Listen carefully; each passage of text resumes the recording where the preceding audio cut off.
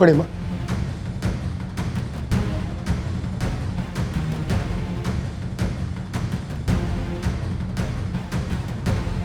ಮೊದಲಿಗೆ ಈಗ ಶಿವ ಅವರಿಂದಾನೇ ಪ್ರಮಾಣ ವಚನ ಶುರು ಮಾಡೋಣ. ಎಂ ಶಿವ್ ಆದ ನಾನು ಕಾನೂನಿನ ಮೂಲಕ ಸ್ಥಾಪಿತವಾದ ಭಾರತದ ಸಂವಿಧಾನದ ಬಗ್ಗೆ ಸತ್ಯ, ಶ್ರದ್ಧೆ ಮತ್ತು ನಿಷ್ಠೆಯನ್ನು ಹೊಂದಿರುತ್ತೇನೆಂದು, ಭಾರತದ ಸಾರ್ವಭೌಮತೆ ಮತ್ತು ಅಖಂಡತೆಯನ್ನು ಎತ್ತಿ ಹಿಡಿಯುತ್ತೇನೆಂದು ಹಾಗೂ ನಾನು ಈಗ ಕೈಗೊಳ್ಳಲಿರುವ ಕರ್ತವ್ಯಗಳನ್ನು ಶ್ರದ್ಧಾಪೂರ್ವಕವಾಗಿ ನಿಷ್ಪಕ್ಷಪಾತವಾಗಿ ನಿರ್ವಹಿಸುತ್ತೇನೆಂದು ಮಹಾಕಾಳವನ ಹೆಸರಿನಲ್ಲಿ ಪ್ರಮಾಣ ಮಾಡುತ್ತೇನೆ.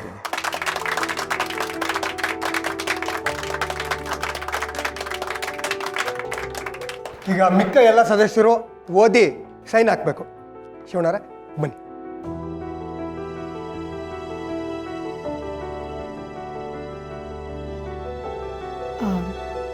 ಸರ್ ಒಂದು ನಿಮಿಷ.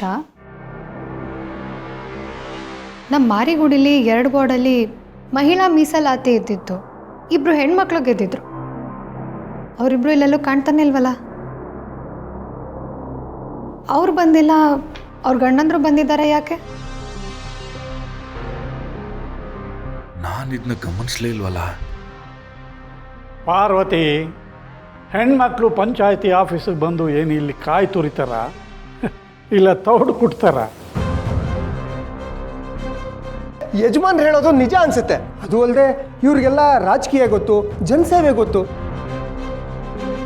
ಎಲ್ಲ ಗೊತ್ತಿರೋದಕ್ಕೆ ಇವರು ನನ್ನ ಜೊತೆ ಇರೋದು. ನೀವು ಪ್ರಮಾಣ ವಚನ ತಗೊಳ್ರಪ್ಪ. ಹೇಳಿ ನೀವೆಲ್ಲರೂ. ಆಗ ನಾನು ಬಾರೋ ಒಂದು ನಿಮಿಷ. ಏನ್ರಣ, ಇವತ್ತಿನ ಕಾಲಕ್ಕೆ ಹೆಣ್ಣೈಕ್ಳು ಆಕಾಶದಾಗೆ ವಿಮಾನ ಓಡಿಸ್ತಾರೆ, ಗಡಿನಾಗ ನಿಂತ್ಕೊಂಡು ದೇಶ ಕಾಯ್ತಾರೆ. ಅಷ್ಟೇ ಯಾಕೆ, ರಾಷ್ಟ್ರಪತಿ, ರಾಜ್ಯಪಾಲ, ಪ್ರಧಾನಮಂತ್ರಿನೂ ಆಗವ್ರೆ. ಅದೆಲ್ಲ ಬಿಡಿ, ಅದೆಲ್ಲ ಭಾರಿ ದೊಡ್ಡ ದೊಡ್ಡ ಮಾತು. ನಮ್ಮ ಹಳ್ಳಿನಾಗೆ ತಕೊಳ್ಳಿ. ನಮ್ಮ ಪಾರೋಡು ಡಾಕ್ಟ್ರ್ ಓದೋಳೆ, ಚಿನ್ನದ ಪದಕ ತಗೊಂಡವಳೆ, ಹಳ್ಳಿನಾಗೆ ಜನರ ಸೇವೆ ಮಾಡ್ತಾಳೆ. ನನ್ನ ತಂಗಿ ರತ್ನ ಈ ಸ್ಕೂಲ್ನಾಗೆ ಮಕ್ಕಳಿಗೆ ಟೀಚರ್ ಆಗಿ ಪಾಠ ಮಾಡ್ತಿದ್ಲು. ನನ್ನ ತಂಗಿ ರಾಣಿ ಮಾಸ್ತಿ ಕೊಪ್ಪಲ್ನಾಗೆ ರಾಣಿಯಾಗಿ ಎಲ್ಲ ಯಾವರನ್ನು ನೋಡ್ಕೊತಾಳೆ. ಇಷ್ಟೆಲ್ಲ ಮಾಡೋ ಹೆಣ್ಮಕ್ಳು ರಾಜಕೀಯ ಮಾಡಬಾರ್ದ? ಅಧಿಕಾರ ಮಾಡಬಾರ್ದ?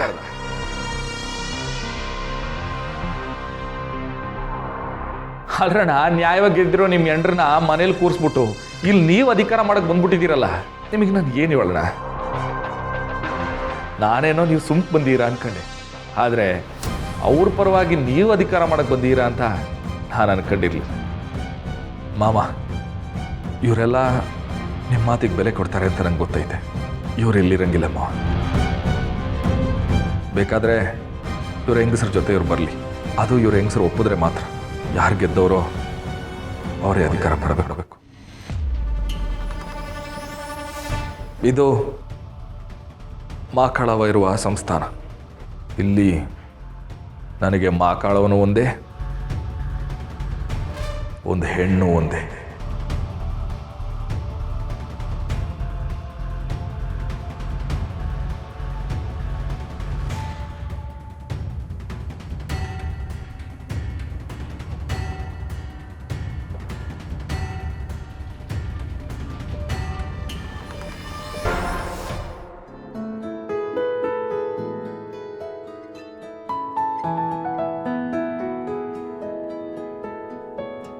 ರೀ ರೀ ರೀ ಯಾಕ್ರಿ ಒಳ್ಳೆ ನಾನು ಹಿಂಗೆ ನೋಡ್ತಾ ಇದ್ದೀರಾ? ಏನಿಲ್ಲ, ನಿನ್ಗೊಂದು ಮಾತು ಕೇಳ್ತೀನಿ, ಅದನ್ನು ನಡೆಸ್ಕೊಡ್ತೀಯಾ? ಹೇಳ್ರಿ. ನನ್ನ ಮುಂಚಿನ ಥರನೇ ಲೋ ಸೀನಾ, ಬಾರೋ ಸೀನಾ, ಹೋಗೋ ಸೀನಾ ಅಂತಲೇ ಕರಿ. ರೀ ಅಂತ ಕರ್ಸ್ಕೊಳ್ಳೋ ಅಷ್ಟು ದೊಡ್ಡ ಮನುಷ್ಯರು ನಾನಲ್ಲ, ಅಷ್ಟು ಒಳ್ಳೆಯವನು ನಾನಲ್ಲ. ರೀ, ನೀವೆಲ್ಲರೂ ಬಿದ್ದು ಬಂದ್ರಾ? ಒಂದು ನಿಮಿಷ ತೋರಿಸಿ. ಅಲ್ಲ, ನಿಮ್ಮ ತಲೆಗೇನಾದ್ರು ಪೆಟ್ಟಾಗಿದ್ಯಾ ಅಂತ. ಯಾಕ್ರಿ ಬೆಳಗ್ಗೆಯಿಂದ ಹಿಂಗೆ ಆಡ್ತಾ ಇದ್ದೀರಾ? ಆ ಥರ ಎಲ್ಲ ಏನೂ ಇಲ್ವಲ್ಲ ಅಪ್ಪಿ. ಹಾಂ, ಅಪ್ಪಿನ? ಯಾರ್ರಿ ಅವಳು? ನಾನು ಅಪ್ಪಿ ಅಂತ ಕರೆದಿದ್ದು ನಿನ್ನನ್ನೇ. ನಾನಿನ್ನು ಅಪ್ಪಿ ಅಂದೆ ಅಂತ ಆಶ್ಚರ್ಯ ಆಗ್ತಿದ್ಯಾ? ಏನು ಮಾಡೋದು, ಮುಂಚೆ ಎಲ್ಲ ಮೂಟೆ ಹಾಗೆ ಹೀಗೆ ಅಂತ ಕರಿತಿದ್ದೆ. ಆದರೆ ಈಗ ಆ ಥರ ಕರೆಯೋಕ್ಕೆ ಮನಸ್ಸು ಇಲ್ಲ.